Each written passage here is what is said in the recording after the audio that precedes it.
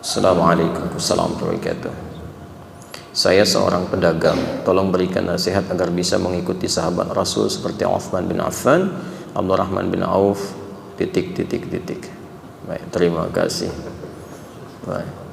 Ini yang bertanya nampaknya beruang dia. Boneka beruang. Alhamdulillah, beruang. Ya, orang yang ingin berdakwah lewat harta yang Allah titipkan.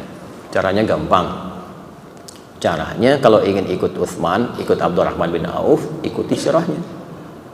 Keluarkan sirah Uthman itu seperti apa. Sekarang banyak buku-buku tentang Uthman, mengeluarkan dari sejarah, dari hadis dan sebagainya. Siapa itu Abdurrahman bin Auf? Hal pertama yang mereka berdua lakukan adalah mengamalkan nasihat Nabi terkait membangun hubungan baik dengan Allah. Jadi Uthman, Abdurrahman bin Auf itu dua-duanya sama-sama diajak Abu Bakar As-Siddiq, dan sama-sama termasuk golongan 40 orang yang masuk Islam pertama kali, masuk as-sabiqunal awwalun. Yang pertama dilatih oleh Nabi bukan teori bisnis, tapi membangun hubungan baik dengan Allah yang menguasai segalanya. Yang punya rezeki siapa? Teorinya kan begitu. Yang punya kemudahan solusi siapa? Allah. Pengentas kesulitan siapa? Allah. Sekarang Anda ingin mendapatkan limpahan rezeki, pengen bisnisnya lancar, nggak terjebak dengan kesulitan yang sulit diatasi, tapi jauh dari Allah, bagaimana itu bisa selesai? Karena itu kalau ada orang-orang yang jauh dari Allah dan dia mengandalkan kekuatan dirinya, kadang-kadang dibiarkan oleh Allah, ayo sampai kamu merasa mampu itu, sampai akhirnya lisan Anda berkata ya Allah, oh kan. Ya, karena itu apa yang terjadi? Yang mereka bangun adalah hubungan baik dengan Allah dulu. Perbaiki salat. Dicek di kitabnya At-Tibyan fi Adab Hamalatil Quran, Al-Imam An-Nawawi itu sampai merangkum kebiasaan Uthman bin Affan, Abdurrahman bin Auf, Tamim Ad-Dari. Apa kebiasaan mereka? Tidak pernah meninggalkan tahajud dan dekat dengan Quran. Itu sampai mereka sukses pun, ketika di Madinah itu sukses bisnisnya, tidak ada yang melampaui kegembiraan mereka kecuali menunaikan sholat tahajud di malam hari sampai khatam Al-Quran.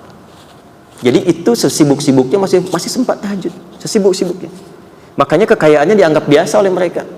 Abdurrahman bin Auf itu pekerjaannya sebulan itu kalau dari hasil penghasilannya itu masih bisa dibagi dengan penduduk Madinah.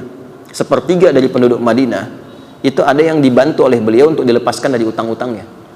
Sepertiganya lagi diberikan pinjaman modal untuk berusaha.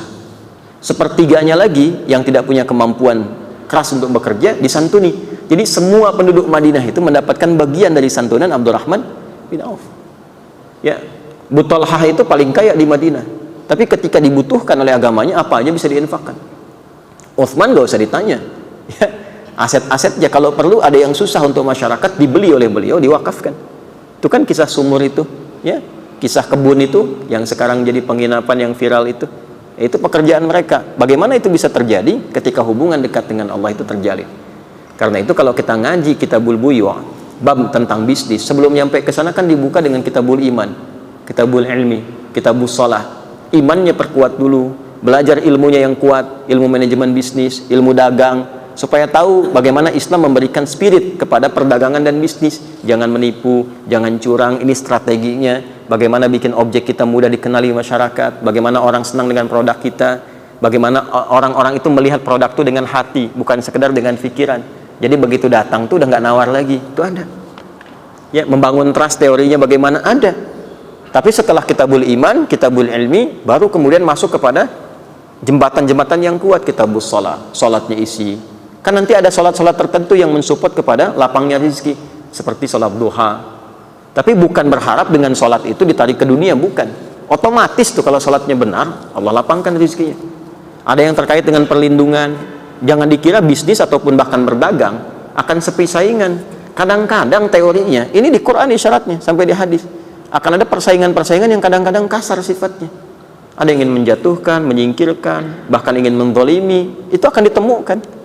Ya, orang Yahudi itu kan dendamnya kepada Nabi saat di Madinah. Salah satunya karena faktor bisnis. Di ekonomi, Nabi membuat stabilitas harga supaya masyarakat mendapatkan keadilan sosial dalam konteks berekonomi, supaya stabil.